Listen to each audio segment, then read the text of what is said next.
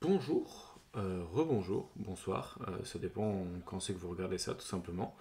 Nouveau test, encore une fois, bon là j'ai baissé normalement le son du match, donc vous devriez m'entendre moi et pas MyBrain, enfin j'espère. Bon après c'est peut-être mieux d'entendre MyBrain, après ça c'est vous qui voyez. Mais là dans l'idée, deuxième vidéo un peu de test d'analyse, on s'est concentré pas mal sur l'attaque de Boston qui avait plutôt bien marché pour avoir des 3 points ouverts lors du game 1. Là, sur le game 1 encore, on va regarder un petit peu comment, dans le quatrième quart-temps, la défense a un peu pris l'eau. Surtout a laissé pas mal l'accès au cercle et s'est pas mal fait punir en fait par une espèce de five out un petit peu du côté de Miami. Et du coup, je pense que c'est, même si c'est que le quatrième quart-temps et que peut-être que Boston jouait d'une manière un petit peu relâchée, je pense que c'est quand même intéressant à suivre pour la suite de voir comment il pourrait potentiellement Miami profiter un peu de ça. Du coup, on va regarder quelques séquences dans le quatrième quart-temps où ils ont un peu profité de ça. Donc on va recommencer du début d'un peu des séquences que j'ai découpées. Et du coup, là ce qui est intéressant en fait, c'est que ils n'ont pas forcément été en réussite à 3 points, mais ils ont quand même des joueurs capables d'apporter du spacing. Et là on voit qu'il y a Adebayo et Kevin Love sur le terrain. Donc c'est pas quelque chose qu'on voit toujours et parfois c'est un peu plus soit l'un soit l'autre.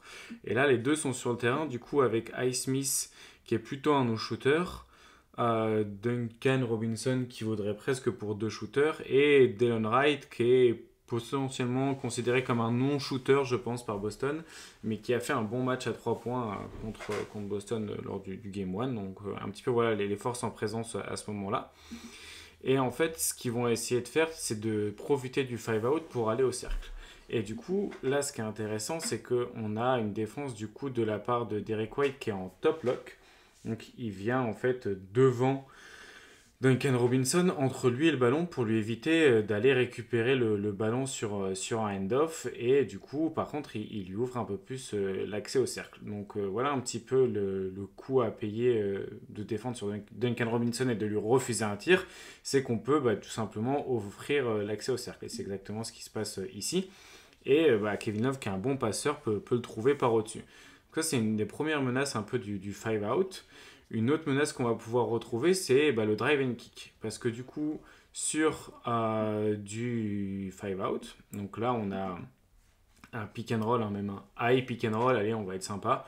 Un high pick and roll du coup, où Dylan Wright est défendu par Sam Hauser, qui n'est pas forcément un loulou qui est très habitué à passer à travers les écrans. Et alors Ford qui s'approche plus de la retraite que d'un retour à la fac. Et en fait, ce genre de situation-là, ça a forcé un petit peu la défense à venir en aide. Donc là, il y a une aide de Pritchard qui est pas forcément très utile au cercle, et c'est un peu plus soit du coup à Holiday, soit à Tatum, surtout que Tatum défend un non-shooter, de venir en aide.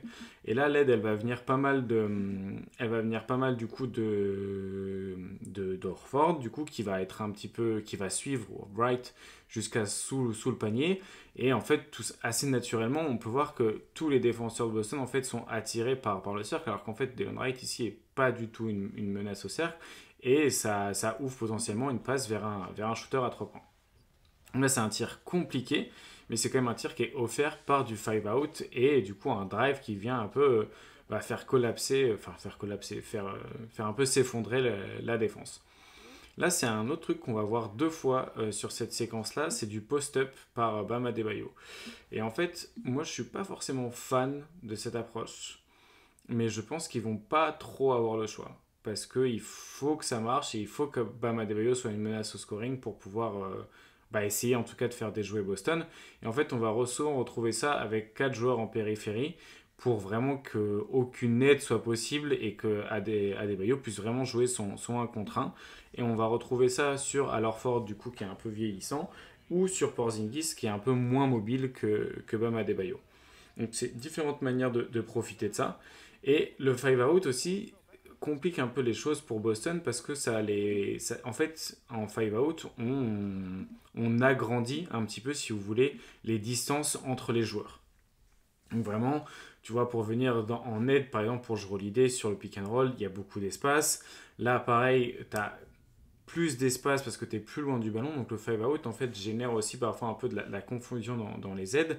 Et là, par exemple, il y a un mauvais placement, en tout cas une mauvaise mise en situation parce que tu as envie que Porzingis il soit proche du cercle, plutôt dans le sens d'être dans le poste de roamer ici. Et tu voudrais plutôt que Tatum soit sur Caleb Martin. Et en fait, ils vont s'en rendre compte. Et ils vont s'en rendre compte un peu trop tard. Et ça va tout simplement ouvrir le cercle.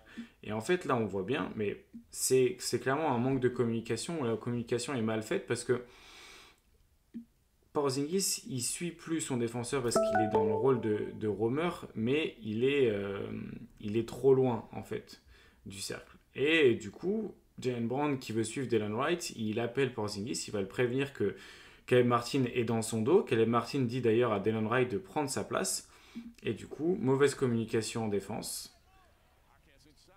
Et c'est un tir au cercle. Et là, voilà, il y a alors Ford qui regarde Porzingis qui dit bah, frérot, qu'est-ce que tu branles? Et ça, c'est le truc qui peut arriver face à du 5 out quand tu as des défenseurs qui sont plus ou moins mobiles et plus ou moins habitués à défendre ensemble. Et là, on retrouve encore une mauvaise communication. Bon, je vais pas pointer du doigt Jalen Brown parce qu'après, il va encore m'arriver des âneries, mais c'est quand même 2 fois où Jalen Brown est un petit peu en faute off-ball. Bon, pour le coup d'avant, il y avait aussi Porzingis qui était un peu en faute. Donc là, on a une sorte d'exit screen de Rémi Jacques Jr. sur Jrue Holiday pour Tyler Hero. Et du coup, les deux viennent sur Tyler Hero pour un petit peu, bah, du coup, pour protéger la menace. Mais le problème, c'est qu'ils y vont à 2.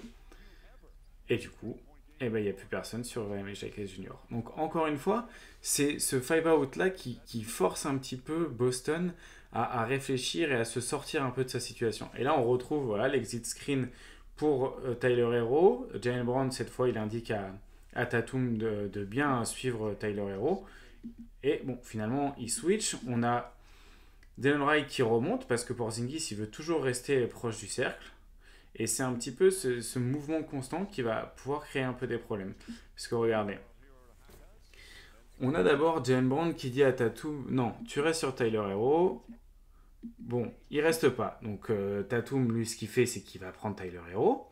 Et Porzingis, il lui dit non, non, toi, faut que t'ailles juste ici t'occuper de Delon Wright. Donc lui, il dit bah non, tu fais chier. Du coup, je fais quoi? Je fais Jacques Junior, je fais Tyler Hero, je fais Delon Wright. Bon, Porzingis qui dit oh putain, bordel, l'autre il est encore en train de dormir. Donc il monte sur le 3 points. Et là, bah voilà. Vous pouvez remarquer, pas mon énervement, mais un petit peu allez, disons, agacement à ce genre de séquence parce que c'est des choses qu'on a un peu trop l'habitude de voir. Du coup, voilà, Delon Wright qui continue aussi d'être chaud à 3 points. Et en fait, ils reviennent tout simplement à 15 points en utilisant du shoot-making et du bon spacing. Et là, on retrouve encore ça, c'est la dernière séquence. Mais là, vraiment, Porzingis, il est sur une île, sur l'île Adebayo. Je ne sais pas si elle existe, mais si elle existerait, elle ressemblerait à peu près à ça. Et on a du coup tous les joueurs de l'autre côté. Et là, impossible de venir en aide, parce que si tu viens en aide, tu laisses un joueur ouvert. Et Bam Adebayo, s'il arrive à utiliser un peu son scoring en utilisation comme ça, il va pouvoir être compliqué en tout cas à défendre pour les Celtics. Du coup voilà pour la deuxième petite analyse du Game 1. On en a fait une du coup sur les tirs ouverts à 3 points. Vous pouvez aussi retrouver la review de la saison sur la chaîne YouTube ou sur les podcasts. On a fait la preview forcément de la série. Et une interview de Jared Weiss, qui est un journaliste de The Athletic qui suit les Celtics et qui a raconté plein d'anecdotes du coup sur son expérience avec les Celtics. Donc voilà un peu aussi le contenu que vous pouvez retrouver sur la chaîne. On va vous dire à bientôt et on va continuer à essayer de faire du contenu comme ça. Mais ouais, n'hésitez pas à faire des retours parce que on est vraiment en période de crash test. Donc voilà, n'hésitez pas à dire s'il y a des choses qui vont ou qui vont pas. On est vraiment là pour apprendre et essayer.